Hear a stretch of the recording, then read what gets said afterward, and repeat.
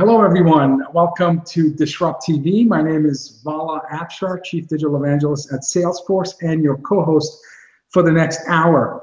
We welcome you to follow us on Twitter at DisrupTV Show. You can send myself, Cindy, and our distinguished guests your questions live using hashtag DisrupTV, and we'll do our best to try to answer them live on the show. If not, after the show, we'll get back to you for sure. We've had nearly 200 guests on DisrupTV, so follow us and also check out our SoundCloud and iTunes podcasts. And you can also subscribe to DisrupTV on our YouTube and Vimeo channels. My co-host, Ray Wong, is giving a keynote at this point, so we're delighted to have Cindy Zoe, the Vice President and Principal Analyst at Constellation Research. Cindy covers digital marketing transformation and sales effectiveness. She has advised Constellation and continues to advise Constellation clients on strategies to light up their demand generation, improve revenue contribution, and maximize their sales productivity. She has over 18 years of practitioner experience in corporate marketing, product management, and sales operations. She's also spearheaded marketing transformation in multiple technology companies. In fact, prior to joining Constellation, Cindy was a global senior vice president of marketing and sales operations at Back Office Associates. She's a must follow, not just for CMOs or digital marketeers, but just business leaders as a whole at Twitter at Cindy_Zhou, CINDY_ZHOU. Welcome, Cindy, to DisrupTV. Hey, thanks so much, Vala. And it's my honor and pleasure to be co-hosting with Vala Afshar, one of the must on Twitter. I know Jim Cramer from Mad Money says you got to follow Vala Afshar. So definitely, it's my pleasure. And I know it's very hard to follow and step in for Ray, but I will do my best. But I know I have such a great co-host to help me power through this hour. And of course, we have some phenomenal guests today. Who do we have today, Vala? Absolutely. My fear is you're going to be so good that Ray's going to bump me from the show. But anyway, we'll cover that after the show. I don't do that. Primary group of guests. Our first guest is Kenney, Senior Vice President and Global Head of Consumer Products at SAP. In his role, as the Global Head of Consumer Products, is responsible for the strategic growth plans and solutions portfolio for consumer products, including the food, beverage, home, personal care, fashion, consumer durable segments, as well as the agribusiness sector across industries. So tremendous responsibility. He's a fantastic practitioner. Prior to joining SAP, you can follow EJ on Twitter at EJKENNEY. Welcome, EJ, to DisrupTV. Thank you very much. It's my pleasure to be with you. Thank you, sir. So Cindy, go ahead. You start with the questions. Oh, well, thank you so much. Well, so EJ, you know, I love that your title is GM of Consumer Products. And I believe that SAP had taken a study in consumer products all about Internet of Things and IoT adoption. Can you tell us a little bit more about that? Yeah, absolutely, Cindy. Thank you. In how we're organized in SAP, we go to market by industry. So we're very blessed to be able to commission various studies. And one of the things from talking to our customers is there seems to be a wide divide on how to approach the whole Internet of Things topic. And so we commissioned a study that goes across 5 global markets.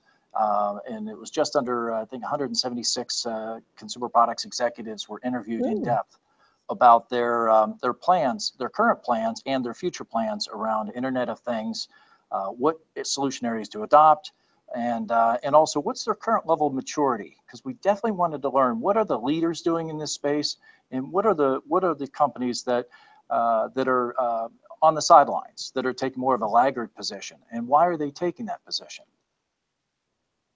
Interesting. We had a senior executive responsible for IoT practice at Cisco on our show about a month or so ago. Mm-hmm. And I was surprised. They talked about 14,000 some odd customers that they had implemented and are actively creating new business models and managing Internet of Things, innovation and technologies. And he also talked about the fact that it's not just wearables on the consumer side, but also on the business side. There was tremendous adoption and growth of IoT. So are there specific CP industry conditions that make Internet of Things adoption a favorable course to pursue? Yeah, and I'm glad that we start with the business context first, because when you look at consumer products, historically, it's been a relatively stable industry that's been based upon building global brands, economies of scale, and being able to efficiently move products through retail. Well, that world has been flipped upside down. And when we think about digital technologies and what it's been doing to the market, we've seen that consumer products companies are under significant margin pressure. They're under significant growth pressure, and they're seeing more and more competitors coming from all different spaces, whether it's retailers that are investing more into private label, or small niche providers that are, because of digital technologies, able to enter the market, because those barriers to entry have really dropped away. So we've seen more, or we anticipate seeing more in the next 5 years than the previous 50 in the areas of change. So there is a strong impotence to look at business models, to look at ways to get more efficient, to look at ways to get engaged with consumers differently than how they're currently doing it today. But there's a wide disconnect, and the study really indicates that, a wide disconnect between companies that are aggressively going into this space and those that that are taking more of a wait and see attitude. And perhaps to your spot, to your question earlier, when you consider the consumer engagement piece and wearables and connected homes and that type of, that seems very kind of intuitive, that consumer products companies would want to engage there. But honestly, the study reveals that in many of the countries, they're going after more cost and operational effectiveness based strategies focused on transportation, on logistics, on warehousing, and on eliminating those sources of non-value added waste in their value chain. They're applying IoT technologies there first, and then we'll be migrating more to customer engagement type of scenarios.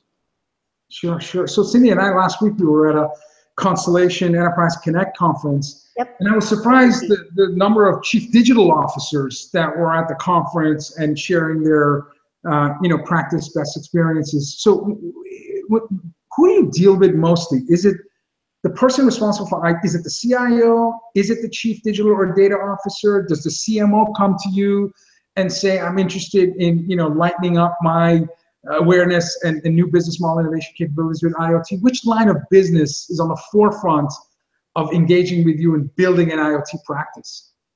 Well, and honestly, it varies. It varies widely. Certainly, I think the CIOs in many of the progressive consumer products companies, they want to be at the center of this, primarily because people in supply chain or leaders in CMOs and leaders in other lines of business, they're not waiting. They're going out and they're doing proof of concepts. And the challenge has been there's been some great examples of taking IoT technology and getting a very successful proof of concept that has a limited benefit. But the challenge is, how do you operationalize that? How do you integrate the insights and the insights that become from the exhaust of the transactions or data that sensor is providing? How do you integrate that into your enterprise level process? And there, the CIO needs to be involved in helping to provide a consistent platform to digest that data and make sense of it throughout the rest of the enterprise. But clearly, IoT strategies are focused on specific outcomes. I need to improve my margins. I need to improve my operational effectiveness. I need to get greater insight on consumer behavior, consumer motivation. And that's where a lot of the consumer engagement types of apps, whether it's Under Armour using its connected fitness apps or other consumer engagement strategies, so much of that is geared towards driving the insights into action around marketing and sales strategies. Yeah, and EJ, it's interesting you mentioned, so I'll give you an example. I use Domino's Pizza as an example of this all the time. This is a company where in 2010, they really embarked upon a digital transformation strategy. And you look at, they offer 13 different ways to order pizza. And much of it is IoT driven. That they now have Alexa powered pizza ordering. You can order off the Apple Watch. But they really did that with the basis of, how can I improve the customer experience? And so you've seen this dramatic uptake in their stock price. 2010, I remember looking at this, and their stock price was around maybe $7.80. Let's call it sub $8. And 2 days ago, I checked, it's $183. Their growth has outpaced. This is Bitcoin growth. This is right, exactly. And they've outpaced a lot of these technology companies. So I kind of think about, the clients that SAP is working with, and these dramatic results. I mean, is that coming into play on how they build their business cases? Oh, absolutely. Especially, and I'm glad that you highlighted the dominant situation, because those companies that are focused around creating a new experience for consumers. When you think about, as I mentioned, consumer products historically has been a manufacturer to retail to consumer type of business. And we're seeing so many consumer products companies that are going consumer direct, or I would say channel-less business, not just solely in one channel versus another. Mm-hmm. And the key thing there is understanding the consumer, understanding their needs and wants before they even materialize that in terms of where they choose to spend their money. And when we look at all of the information that we have today indicates that consumers, they're looking for outcomes. They're looking for experiences. They're looking for their minds and hearts to be moved and influenced. And do something for me. Make my life easier. Make my life more convenient. Help me make my life more healthy. Help me to achieve joy and other aspects of my life. If you can do that, that has a better brand and attachment than any kind of advertisement can accomplish. And to do that, CP companies really need to have IoT or sensor strategies to be able to understand different elements of consumers that you wouldn't get through ordinary transaction-based interactions. Sure. Well, last couple of days, there's been kind of a pizza NFL controversy in the news in terms of how the political climate may have affected pizza business. And yet the company that brought that to the surface, that's experiencing flat to negative growth compared to Domino's, which I believe is 8% year-over-year growth. So companies who are leaning into technologies are absolutely, as you said, outpacing their competitors. But my question is, I suspect, EJ, you spend most of your time as an educator, trying to perhaps convince CP executives of the importance of emerging technologies with like AI and blockchain and IoT and so on and so forth, augmented and virtual reality and so on and so forth. So how well versed are the CP executives when it comes to IoT, and how involved do you and your team have to get in order to build a strong business case for them? Yeah, I think that they're, I say in general, they intuitively know the value that IoT can provide their business. Because the promise of IoT is giving them information and automation in areas that they've long wanted to improve. Yeah, sure. So they intuitively know how, but they're concerned about, and especially this is where if companies take this POC type of approach in too limited of an experience, they're not learning from others. And so they're asking us, yes, you're exactly right. There is some education involved, but really what they're asking is help us get in touch with those that have gone before us. Yeah. Help us understand what are strategies that I can not only take a limited impact of what sensor information could provide. Let me take that knowledge and information and integrate it through my enterprise process. I'll give you a great example. We worked with a beverage company, and their initial approach to IoT was to put inexpensive sensors in a cooler solely, and this may sound like a simple business case, but it was solely so these coolers don't get stolen. They wanted to understand, are they physically there? And then as they started working with us and we started working with them, we started to say, well, if we understand where they are, we understand how many times the door's been open, we can also put sensors on the cooler's equipment to understand, well, when is that cooler going to fail? Are you maintaining a consistent temperature? Because nothing is worse than buying ice cream that's been melted and then refrozen. So, understanding. I don't want to eat that. Oh, no, absolutely not. So is the product quality impacted? And then we're taking it to that next level, saying, if I can understand how many times that door has been open and closed, I know something about the demand. So should I have a merchandiser or a DSD driver stop at that store today or not? so I can affect stock out. So it began with this belief of, let me go in to try to improve a specific outcome, and then with taking more of an enterprise lens and having a platform to digest all of these signals and integrate it to my enterprise level process, I can do many more things that I never, frankly, envisioned to do when I set out on this journey. That's amazing. Yeah, and EJ, I'm even thinking about that example you just gave. You know, yes, there's food services with refrigeration, but then it can also be very life-saving. Think about pharmaceutical companies, certain medications, et cetera. They need to be refrigerated or at a certain temperature. So, you know, we can really even talk about a life-saving component. Yeah, you were absolutely right. As well as, you know, unfortunately, especially in the healthcare sector, there's a lot of fraudulent medicine.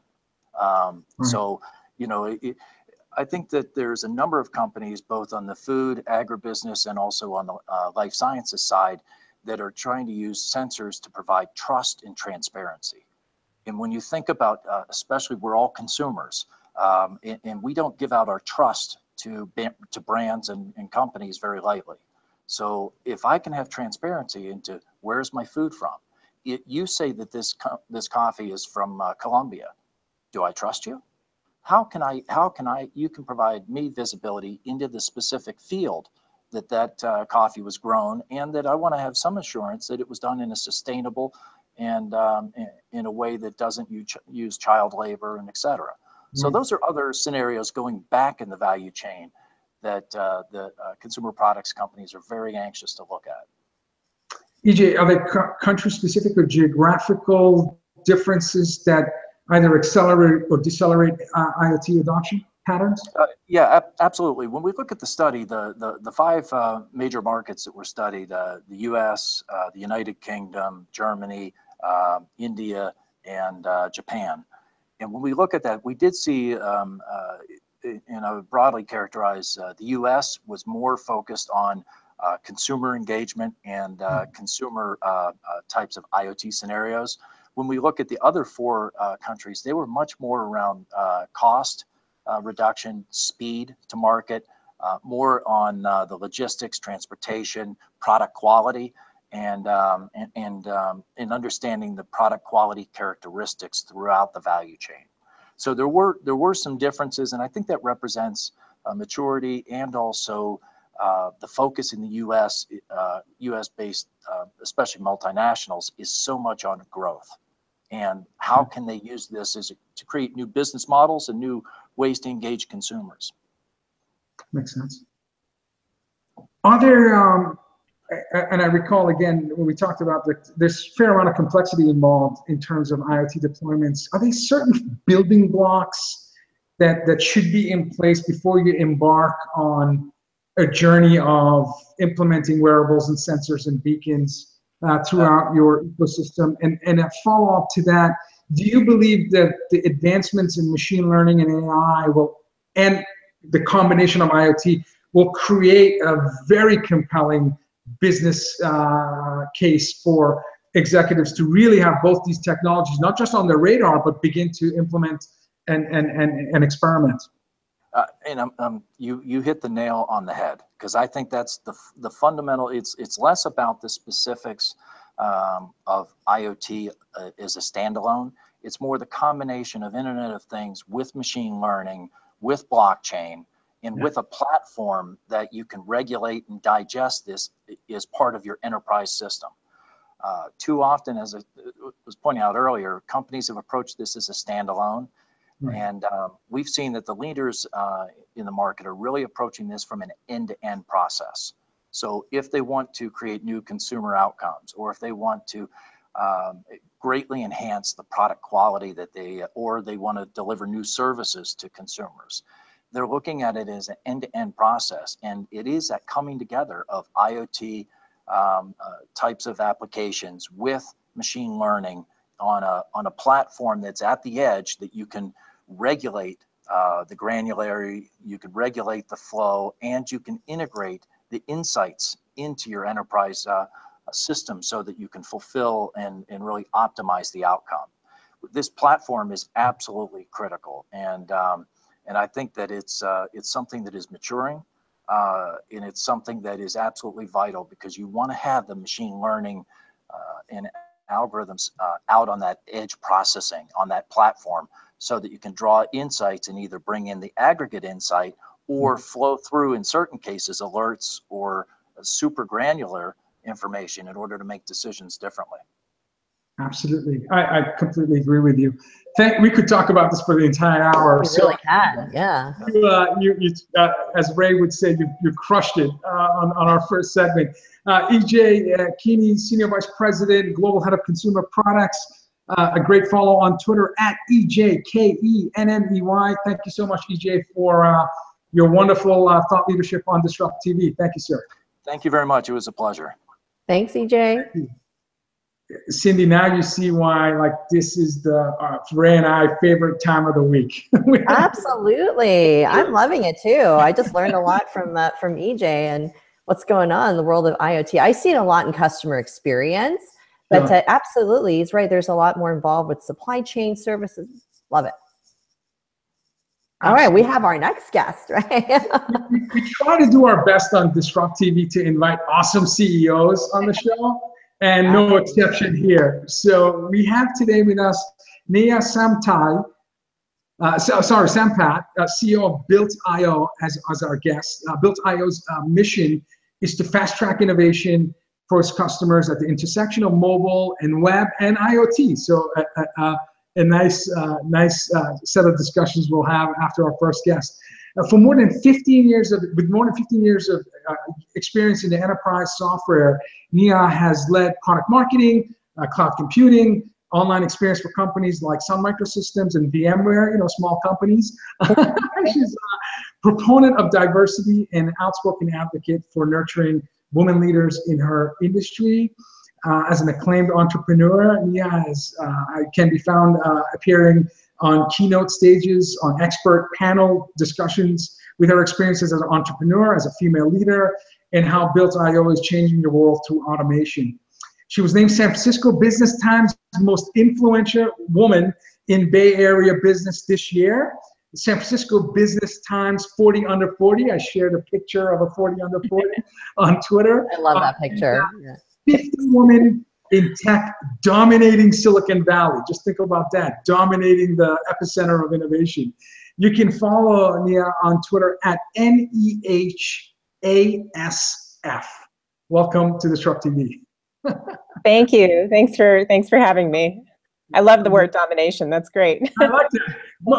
I want to make that someday. Even if it's in my little town, let alone Silicon Valley.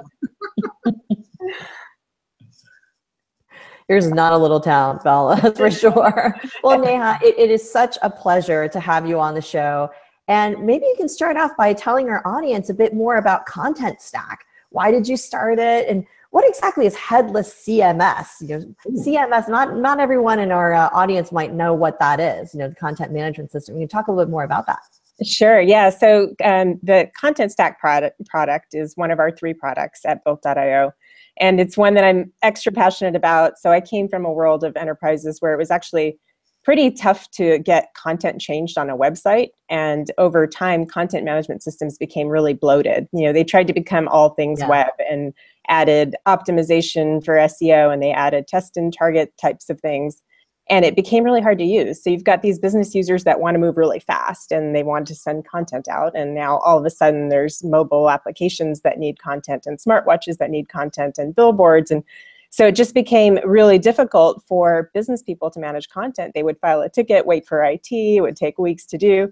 And out of essentially that headache, I was really passionate about solving the problem. So Content Stack solves that problem through this new concept of headless CMS. And headless CMS essentially means it's an API-first content management system. So it's purely focused on delivering content through an API. So you want to do anything else with your CMS, all the other frills that usually come with a content management process, you do that through APIs. You integrate with the best-of-breed services that offer the best-of-breed localization, translation, SEO, all of those pieces. But the core layer of content is managed through this API through Content Stack. And so headless CMS is essentially the future. If you think about the way content will be delivered, you think about content being delivered not just through the pieces that we usually are using, web, mobile, IoT, but even bigger. Think about IoT going to the visual web and billboards and screens being on every window and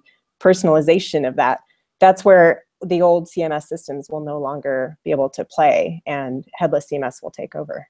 Wow, Neha, that is music to my ears, because I'll just tell you, from living through this pain in the past, and Vala used to be a CMO too, I just remember, some of these CMS systems, you just, I mean, if you wanted to quickly make a change so that you have a localization for an event that you're doing in a particular town, just going through, and I won't name one of my old companies, but very bureaucratic, it would literally take months and the event will be over at that point. So this is music to my ears, particularly now we're so much more content driven in marketing. That's right. It's all about the visuals. So that's really interesting. Love that. Great, yeah. So yeah, and we just talked about an awful experience of waiting days, weeks, months to make frictionless process. But when we talk about customer experience, and a lot of times when we have executives, when we have CEOs, VCs, and we'll end with John, analysts, customer experience bubbles up to a point where it feels like customer experience is the product. And it is really becoming the competitive differentiation, battleground for differentiation. So when you think about digital customer experience, and you're at the intersection of mobile and web and IoT, what are some trends that you're seeing that should be on the radar of every CMO or every chief customer experience officer in terms of their transformation journey? Yeah, absolutely. So I actually really like what EJ said about you have to understand the consumer, and the consumer can be the person that's downloading your app. It could be the customer at your enterprise. It could be the fan if you're a football team or a basketball team. It's really just understanding your consumer. And the biggest trend that we're seeing is that there's essentially all of this data, and this data exists to provide these experiences that are super personalized or very, very data rich, meaning that they're customized to your needs, right? So if you think about real-time experiences and personalization using data that people have access to, we're moving into this whole new era of what I like to call this opt-in economy, because the onus is on the developer or the person delivering the experience to use that data responsibly and use it in a way that actually adds enough value to the end user so that the end user opts in for that experience. So I'll give you an example of that. We work with a lot of sports teams, and you think about the fan experience, right? What's the ultimate fan experience? So I'm a big fan of an NBA team, and I want to go watch a game, and I want to go in person, and I use the fan app, as my remote control to the arena and to the game. And I'm approaching the arena, and it's giving me navigation guidance. It may be helping me with parking. It may help me with ticket list entry into the arena. The app knows that I've arrived, and it's now helping me find my way to my seat. It's giving me, based on my preferences, a glass of wine waiting for me when I arrive at my seat. You get treated like a VIP, and then you're interacting using all of these different IoT components that are happening in the back end. But as a fan, all I care about is if I tweet something and it shows up on the Jumbotron, I don't care how it happened. I just want to know that it happened and it feels good to me, and I feel like I'm having the experience of my life, right? And so those are the types of digital experiences that are now available with all these platforms and API-based technologies.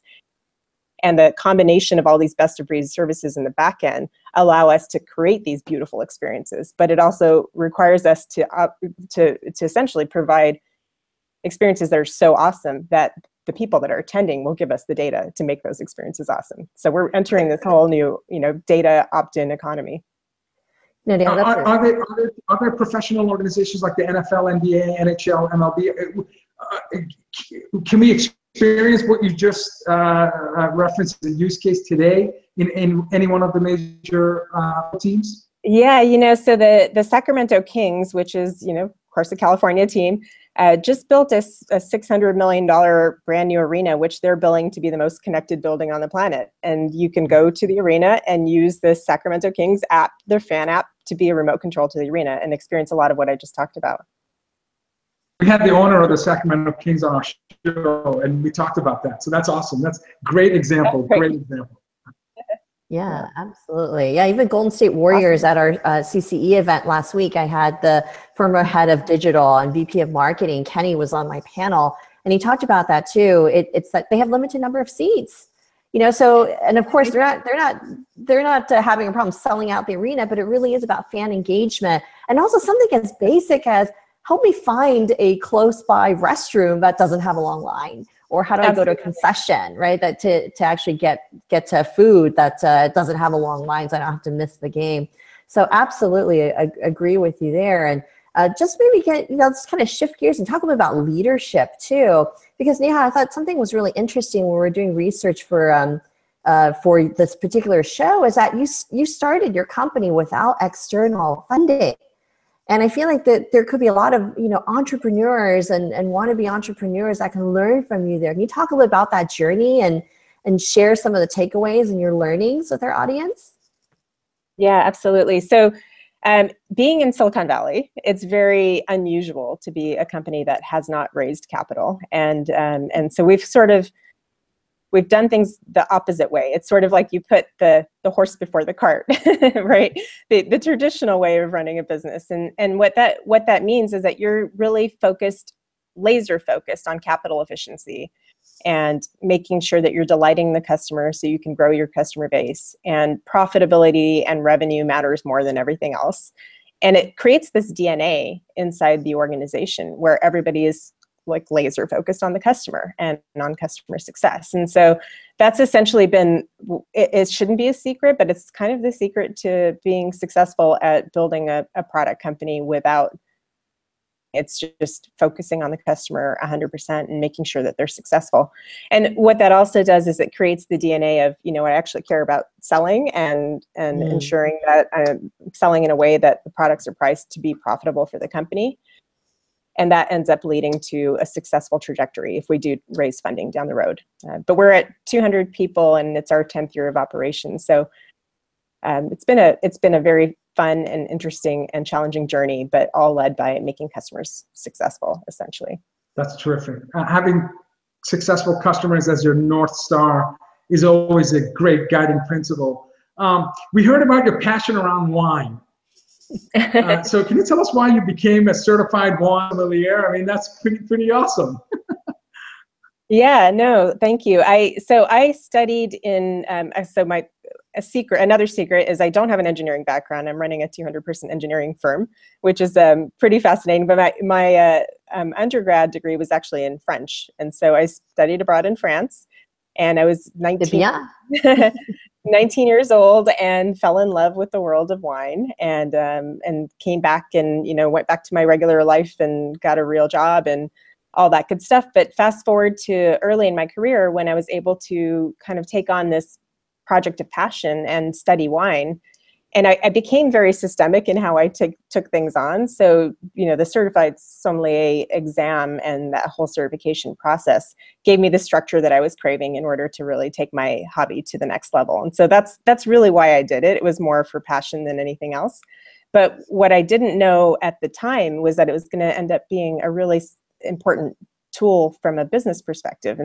And just in general, being a female non-engineer in tech has been I was going to ask you about that. Yeah, it's been super interesting. And what we do, if you're in this position, you're constantly fighting for a level playing field, right? You don't necessarily want to be treated favorably. You just want to be treated fairly, right? So what wine has done, and just my knowledge of wine has done, which I had not really anticipated, was it's given me a seat at the table where I traditionally may not have been invited, right? The discussions that happen late at night, or the opportunities to present in front of a panel of people because I know there's something about wine, where typically it's been my male counterparts that have done those types of roles. So it's actually ended up being a really great business tool, and also an opportunity to share a glass of wine with someone that you're considering doing business with. And if you enjoy that time, and if you can have a meaningful conversation over a glass of wine, it usually means that you can probably do business together. So it's been a great tool in general, and it's fun.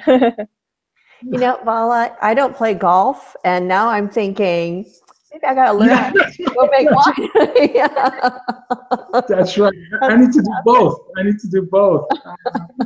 Well, I'll tell you what, I tried some golf lessons. It wasn't very good, so I think I chose the right path. I was told once I had potential based on my swing, but I never continued. Oh, very nice. We all have potential. We all have potential, exactly. That was that person being kind. So any advice to young female entrepreneurs that could be in colleges, universities, or even potential startup founders today that are trying to grow their businesses? So what I heard, obviously grit, passion, determination. What else can you share with us? I think there's a few things. So one thing that girls tend to do, especially early in their careers, is they question themselves a lot. The sort of imposter syndrome thing, like I don't really belong here, and it's because you're influenced by what's around you. The first thing I would say, and this is something if I could go back to my 20-year-old self, I would also say, don't question yourself so much. Like if you know what you're talking about, speak up. Not to use the term lean in, but really you lean into the conversation, be a part of it, and kind of take a leadership role. And then I think where I've been very lucky is I've managed to create a group of people around me that are my champions, and they've always sort of pushed me to take things to the next level. And so surround yourself with champions and really just fight for that level playing field. We're all doing it, and it's a growing awareness that's happening around women and gender equality, and just be a part of that movement. So we had Whitney Johnson on our show, and she's an author of a book called Disrupt Yourself. She's a venture capitalist and now on the Thinkers 50 most influential management thinkers in the world. And she made a distinction between having a mentor and a sponsor. And she said that for her, a sponsor, a person that has the authority and ability to use their political capital to help promote and accelerate and sponsor executives, men or women. Have you, so when you say champion, thinking of it in terms of a sponsor, or just someone who is a domain subject matter expert and is motivating to have you stretch more and have bigger, more audacious goals?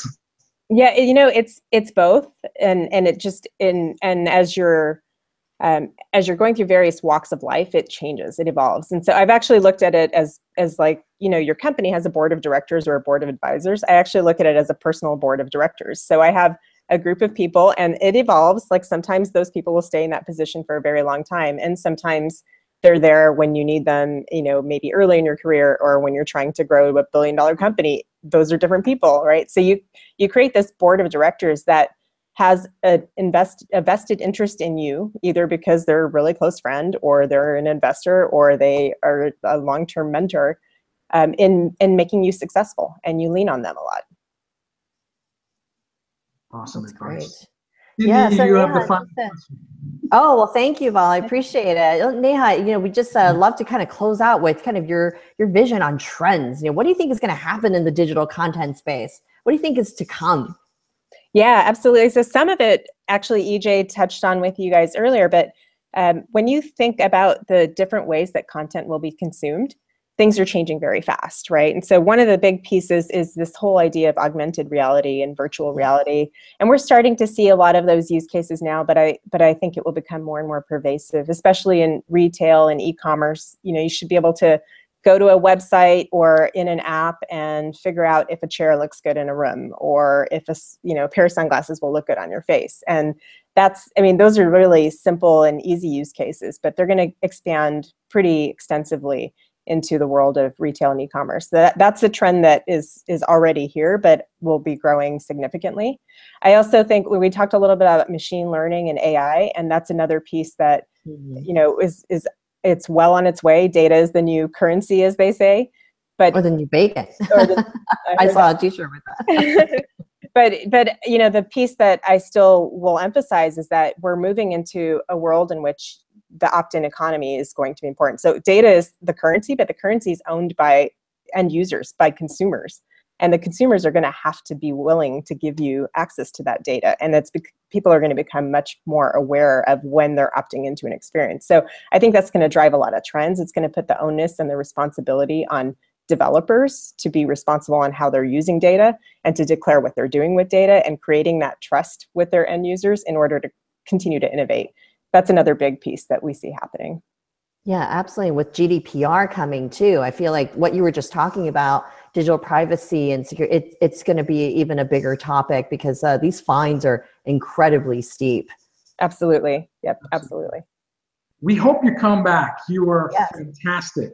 Thank you. Really, really amazing thought leadership. Neha Sampat, CEO of Built.io. You can follow Neha at NEHASF on Twitter. Again, please, I hope you come back. Thank you so much. Have a great weekend. Thanks, guys. Thank you, Neha. Wow. All right. I already know of a lot of marketers are going to need their solution because they don't want to have to wait 3 months to get something updated on the website. So that'd be really I have some great stories as a former CMO trying to update all our digital assets across multiple channels. And yeah, it wasn't easy. It wasn't easy. So this is what we call, Cindy, our cleanup hitter spot. We have our Future First Ballot Hall of Fame to DisrupTV inductee, Jon Reed, as our last guest. He's the co-founder of Diginomica. I love the board behind behind him with all the Twitter handles. I'm sure to pick up an extra 100 followers. Thank you, Jon. Yes, thank you, Jon, for helping out. Jon is the co-founder of Diginomica.com, which examines the digital enterprise from the vantage point of real-world use cases. Some of the best content you can find in the enterprise is on the Diginomica website and Twitter stream. He's a fantastic blogger and analyst. He writes, he produces video casts on enterprise trends. He's a member of the Enterprise Irregulars, so that's another place you can go to find Jon's work. It's obviously, for those of you know, an influential group of enterprise bloggers and practitioners. He advocates media over marketing. He sees Diginomica as a chance to disrupt the tech media and BS-weary enterprise reader in mind. Really a straight shooter, as you'll find out in the next 20 minutes. He tries not to use the word disruption, but he's okay with coming on shows that have disrupt on the title. So he's a fantastic follow on Twitter at JONERP. JONERP. Welcome, Jon, to DisrupTV. Thank you, Vala. The check's in the mail, buddy. Thanks. I had to cut down your bio, my friend. You've done a lot. An intro. That was quite an intro. Thank you. Yeah, I always run into him, and he's always so fun to chat with. Yeah, the chats were all too short at Connected Enterprise. That went like a blur. But that was really an excellent event. It was a blur, and I see behind you, you said you survived the Connected Enterprise 17. Yeah. Oh, hey, there you go. I was a luxury inmate at Half Moon Bay. Oh, yeah. Not a bad place. Cindy and Ray definitely know how to throw a conference. But let's do I like your let's call it David Letterman list of what you found interesting and noteworthy at CCE. Right. So I've got a top 7 list of things I learned. Oh, not a top 10, but top 7. Okay. Although there are a couple of bonuses that don't have numbers, so we might end up. But just like Letterman, you probably noticed back in the heyday, they weren't really in order of priority. You know what I mean? So these aren't really prioritized. Like, it's not like number 1 is more important. It is what it is. Sure. But let's rifle through them, and you guys can also chime in, and we'll see where we are. Number 7, AI is practical. And I think the thing that jumped out at me from the AI discussions we were having is that, we can get into these really complicated, like, intense debates about whether AI is going to take us into a utopia where humans chase their talents unburdened by administrivia, versus a jobless utopia of no work and suffering. But the real action right now is learning how to work with machines and automate repetitive stuff in the here and now. At a recent event at Sage Intact, one of the AI speakers talked about the goal of taking the robot out of the human, which I thought was really interesting. And that being kind of a way of also provoking humans to think about, well, what's going to happen to you? And at the recent Tableau show I was at, that was sort of front and center, because one of the big things for data analysts is, you know, are you going to become irrelevant by these machines that are perhaps better at sort of you know, pushing through data than you are? And I interviewed the CPO of Tableau, and I actually posted this article on Diginomica, and many of these things are referenced on Diginomica, and I'm not trying to push the site, but if you really want to read about them, you can go there too. But he outlined a 3-point plan for data analysts in the face of AI.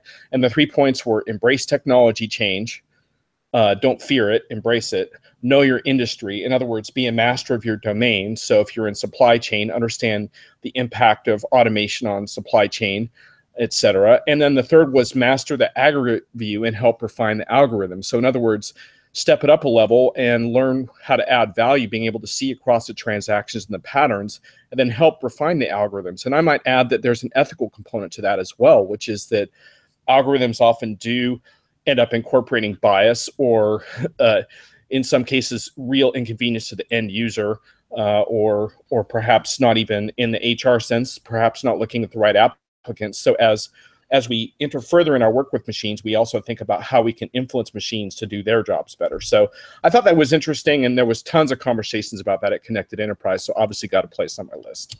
John, do you think there's a disconnect between the domain expert that you just mentioned, the business domain expert, and the guy or gal that's producing the algorithm, in terms of creating a sophisticated, practical workflow that requires not just the data science, I know R, I know how to measure accuracy with K-fold, I know machine learning, versus I know supply chain, I know customer service and support, I understand headless CMS and the impact. And so bringing line of business domain experts and really working closely with the mad scientists, or not so much mad scientists, the mathematicians, and so you can create robust enough algorithms that actually deliver value to the end user customer.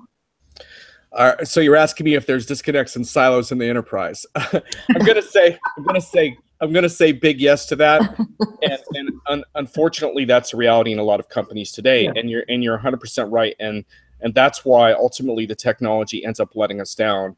But it's not the technology, right? It's us. It's the fact that, and you know, I've been on this, you know, evangelical pitch for a long time now that people probably get sick of, but I talk about how business people need to meet technologists in the center and how technologists need to meet business in the center. And what you're going to find is that if you're unable to do that culturally and from a process standpoint, then all the new technology we're talking about now is just going to end up perpetuating inequality and inefficiency, and it's not going to work. So, you know, it is what it is. So shall we go on to number 6? Number 6, blockchain is debatable. That was a lot of debate at CCE. There is nothing like blockchain to stir the pot and get people really worked up. And one of the reasons for that is that blockchain has its ties in kind of a cryptocurrency utopianism around kind of taking down the financial oligarchs and reinventing culture and society. And I think people become very disappointed when it's all reduced to another payment option on an e-commerce screen, right? So we ran into this a lot at the panels at Constellation, which were really intense. One panelist said at one point, "I'm not interested in helping companies fix problems. I'm interested in building next generation companies." I totally remember that. Yeah. Which is a really provocative statement. And then eventually went on to call BS on the entire panel. On the notion of corporate sponsorships in blockchain, right? So, and by BS, I'm sugarcoating it. It was a little more profane than that, but the point being, like, that not this person didn't want to see the perpetuation of corporate vendor lock-in in a new space. So you get into all this debate around that stuff, and I just did a piece for Diginomica about that, where I interviewed someone on one of those panels who was the executive director of Hyperledger, Brian Bellendorf. And the significance of Hyperledger is it's one of the main organizations in pursuit of enterprise blockchains, right? Because there's a whole bunch of work that has to be done to get blockchains ready for sort of enterprise level work. And Hyperledger is one of the more promising ventures along those lines. But of course, they have a lot of corporate backers, everyone from Oracle to SAP, and IBM's been very heavily involved. And so he felt the need, Brian, in my interview to respond to those things because the panel got cut short before he really had a chance to address it. But the point being, like his view is that with the Apache license that he makes available, vendor lock-in is a lot harder to achieve. But the point is that there's a lot of debate around that. And one very interesting thing that I touched on in the piece is, are we getting ready towards moving past pilot projects, which we hear a ton about still, towards actually wider scale, live production ready blockchain projects in the enterprise? And Brian estimates he thinks there are around 100 live projects in the world, but he acknowledged many of them are still in a pilot phase overall. One very interesting thing is the Diamond Ledger blockchain is set to go live in production early next year at the latest, and that's very interesting because that's going to ideally help prevent blood diamonds from entering the market. And some big players are involved with that, like IBM and SAP. And Brian kind of closed this out with an interesting quote. That made the audience laugh, so I'll share it here. He said, "There is a tendency to talk about blockchain in very singular, reverential, almost religious tones. This is more than a distributed database, but this is less than holy water. This is somewhere in between the two." And I thought that was a pretty good way of putting where we're at there. But it was some really good debates that were had on this topic. So well, the Don Tap. Where are you at it? Holy water, but yeah. Go ahead. Sorry. Oh no worry. I was just saying, John. So what do you think? Do you believe that it's hype, or do you think that it's about to hit mainstream? And before John answers, I just want to let you know Bitcoin crossed $7,000 yesterday. Go ahead. Yeah, and if we had all bought $1,000 worth of Bitcoin in 2011, we wouldn't be on the show today. We'd be on an island. You're absolutely right. It was $1 in 2011, so that's 1,000 Bitcoins. So we need to do a little more self-disrupting in the future, I think. But anyway, to answer your question, Cindy, I hope this doesn't sound too unglamorous, but the answer I think is somewhere in the middle. I think blockchain is going to have use cases. It's going to be the kind of thing where when you're looking at different kind of problems that you're trying to solve, before too long, blockchain is going to be one of the tools you might look at to solve those problems. And it might have to do with validating certain kinds of assets or creating a new kinds of network marketplace. Or it might be a security feature that you want to implement, or identity. It's going to be a tool in the toolkit, but there are some people, let's face it, who are talking about blockchain as like revolutionizing the enterprise. I've heard it said that blockchain is the next most important thing after the internet, and I'm not buying it. It's a very long thing. We'd have to have a whole hour on it, but it has to do with how much regulatory change is involved here. This is really different than AI. I mean, maybe you could argue that AI should have more regulation. I mean, that's why all these big tech companies are being hauled in front of Congress right now. But on the blockchain standpoint, there's a bunch of regulatory hurdles and a bunch of cultural, technology, and process hurdles. I don't see it. I think I said in my most recent piece that the AI and machine learning sort of get the honor of the next big thing. I don't think you would give that to blockchain, but blockchain, I think, is far from irrelevant either. And so, the piece I wrote on whether blockchain's enterprise ready, you can check that out to see more details, because I just put that up 2 days ago. So, well, yeah, I talked to a chief digital officer who's trying to in the advertisement industry, ad industry, media industry, and the CDO is trying to implement a blockchain project. But when you dig in and you realize that 98% of the ad spend on digital is Google and Facebook, and if those two are not participating in blockchain, you're going to build this entire capability to appease 2% of your stakeholders. So anyway, so there's business model, and it's you need to have stakeholder buy-in at scale to be able to implement and realize the elimination of the, let's say, man in the middle promise of blockchain. So it's hard work right now. Okay, let's press on. So here's your bonus one. Live panels are for keeps. So there's no 5-second delay. We heard something on one of the stages that unfortunately I can't repeat on the show, but I'll just say that I don't think the attendees will ever forget what was said. And since we're live right now, we should maybe all ponder the difference between sharing frank views versus maybe totally unfiltered moments of psychotherapeutic confessionals.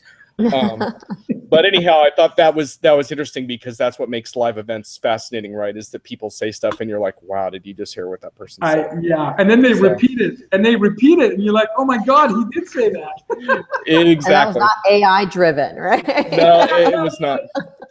Okay, so let's move on, because we don't have a lot of time. I'll try to breeze through. Number 5 is being a change agent isn't as sexy as it sounds. And that comes directly from some of the discussions, but in particular, you guys had an excellent panel on lessons learned from your BT 150 leaders, which is a constellation project that's identified 150 executive leaders in digital transformation. The tech's getting better and better, and so are the implementation methods. It's the people and culture that are the hard part. And one of the panelists, Ben Haynes, who's this SVP and CIO of Awesome guy. Oath, he made a couple really good points here talking about this, because I don't want to just leave it some like this is hard. He said the real lesson is most people don't want to change, and it's really tough right now.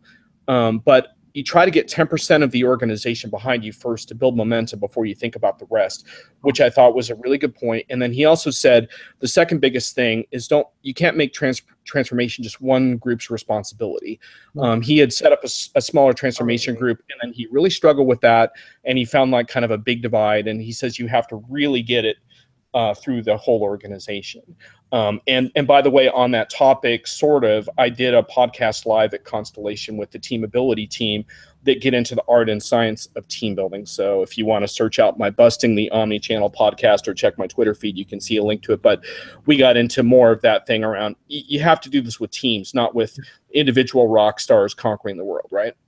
Yeah, and John, to just kind of piggyback off of what you mentioned, we did a digital transformation survey study at Constellation. It was really led by Chris Kanarakis and Courtney Sato. And it basically came out that 29% of digital transformation projects are really being led and backed by the CEO. So right. I really agree with the panelists and what you just mentioned. It has to start from the top. Not just one small group, like you're the transformation group and no one else gets behind you. It's going to fail. All right, so I will try to breeze through these because I know we're on the clock here. No, go ahead. You're great. Go.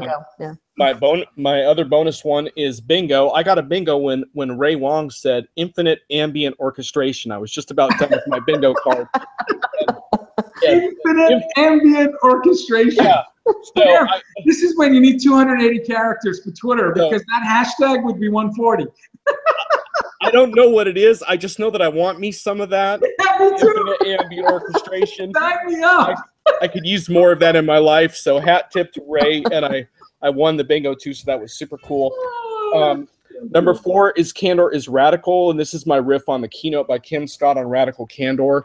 I thought the Radical Candor is fairly straightforward principle. It has to do with that you want to show your employees that you really care about them and their growth, but also challenge them constantly and not be afraid of those conversations. And I thought the QA was fascinating because someone bellyached about the challenge of dealing with millennials.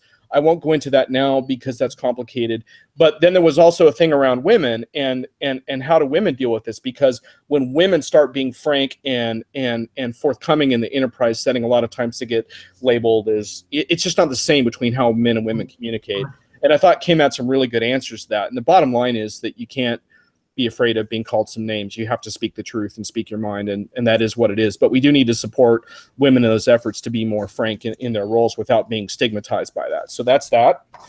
Number 3 is the open source enterprise is for real. I don't have time in our limited time we have left to get into that too much, but I wrote a piece on Diginomica about Mapbox and kind of how they, in this case, it's both for startups and for companies. For companies, it's about doing things at efficiency and scale, and I think for startups, it's also about punching above your weight.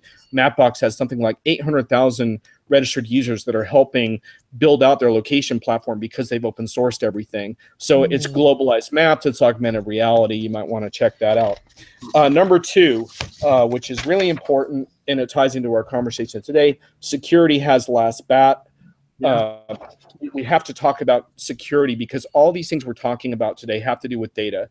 And you can't talk about data without talking about how to secure it. And And that means two things to me. One is that even when you're in the early stages, you have to bring, in the design phase, you have to bring security into the conversation from the beginning. But then one of your panelists made a really terrific point, and it was, let me just get her name so I make sure I pronounce it right. It was Chengzi Wang. It was on your security requirements in AI panel, and she made the point that just applying one patch consumes a massive amount of IT resources, and she was obviously referring to the disastrous Equifax situation where one unpatched thing, it sounds simple, but it's not simple for enterprises to keep up with their patches, and that's why we're going to need automation and things like that, and so we have to re-attack security from an automation standpoint as well.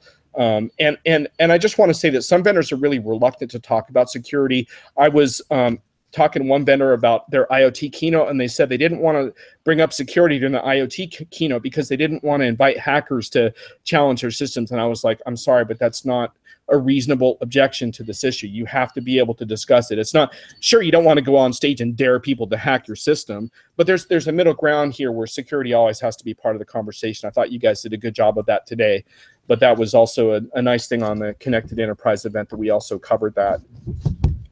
And the last one is super fast. The last one is super fast and highly appropriate. When the music starts, you're done. And so if you're going over on a panel at Connected Enterprise, the music starts playing, and I was going to start playing some music right now, but I don't want to get you guys in trouble for copyright reasons, so I can't do that. But when you're done, you're done. And vendors need to pay attention to that. And I'm not going to like point fingers at Salesforce because I know that the Dreamforce keynotes aren't going to run over at all next week. So that won't be an issue. But only thing I would say is respect your attendees' time. Because if your solutions are simple and easy to use, then how can you justify bloated and complex keynotes? I'd really like to understand that. And if you want to get into that with me, just do a keyword search on Enterprise Keynote Survival Guide, and you can see more of my thoughts on that. John, that's the 7. I want to know. I love it. Can we get a top 7 for Dreamforce and have you back so you can share exactly in the same format regarding Dreamforce? Would you do that? I don't see why not.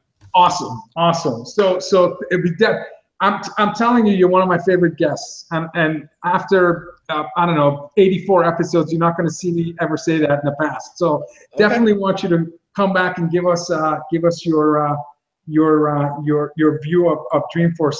Cindy, your last thoughts before we end the show. Oh, I think John has to come back to do the top 7 or top 10 Dreamforce because I'm sure we're going to have so much more fun with that. And really, I feel like I couldn't do Ray justice today, but definitely it's been so fun co-hosting with you today, Vala. I didn't give Vala's his Twitter handle, which John has on his board, so make sure you, there we go. Follow Vala. Check it out, folks. I love that. I'm going to pick up more followers. It's great. John, you were amazing. John is a must follow on blogs, on web, and certainly on Twitter at JONERP. Look forward to having you back so we can dissect and learn from you in terms of how we can have next year's Dreamforce. Lessons learned from Jon Reed. So thank you so much, and have a great weekend. Sounds good. Later. Thank you, sir. Thank you. All right, and we're going to skip next week. Cindy, we're not going to have a show because of Dreamforce, but we'll come back the following week with Bruce Cleveland, Wildcat Ventures, to discuss a new framework and shift in terms of how startups can overcome the traction gap. And Bruce Cleveland is a Hall of Fame VC, so we're going to learn quite a bit there. Leslie Berlin, author of Troublemakers: How Silicon Valley Came of Age. So you're going to have an incredible best-selling author talking to us about that. And we'll have Steve Wilson, Vice President and Principal Analyst covering digital safety, privacy, to talk about blockchain. So we're going to debate blockchain as John gave us the permission to do so. And my thoughts regarding you, Cindy, it's unlikely I'm going to continue to be the co-host of DisrupTV because of how well you did. So I hope Ray doesn't watch the episode. That's my wish. Well, Vala, I look forward to seeing you at Dreamforce next week because I'm all ready to go. I've got my sneakers, I've got my Apple Watch. I'm going to be running between 5 different hotels and Moscone. So hopefully I'll get to see you, in passing at one of these places. I'm sure. Absolutely. But thank you for having me. I will be looking for you so we can connect. And thanks again for just doing an amazing job. And you do have a research report that you just recently published. Do you want to talk 30 seconds about that? Because we want to have you come on the show and discuss your recent research. Oh, thanks so much, Vala. So yeah, I really have this mission of trying to help marketers. And, we just talked earlier about GDPR, which is the General Data Protection Regulation that was enacted over in Europe last year, but it goes into effect May 25th of 2018. A lot of marketers and CMOs I'm talking to that even know about it are very, very concerned. And so it really isn't about so much my report. I did put in a lot of ideas and et cetera, but more importantly, I went out to security experts. I went out to the marketing community, Salesforce included, to contribute a tip, an idea, a best practice. And so it really is meant to be helpful to marketers. And I hope that marketers have a chance to take a look at it and to share your feedback and comments with me. And I hope it's helpful and help them prepare for GDPR. Awesome. Ray and I are going to have you on the show so we can learn more about it. Thank you so much. Have a great weekend. And if it's Friday, it's Disrupt TV. Thank you all for watching, and have a good week. Bye, everyone. Thank you, audience. Thanks, Val.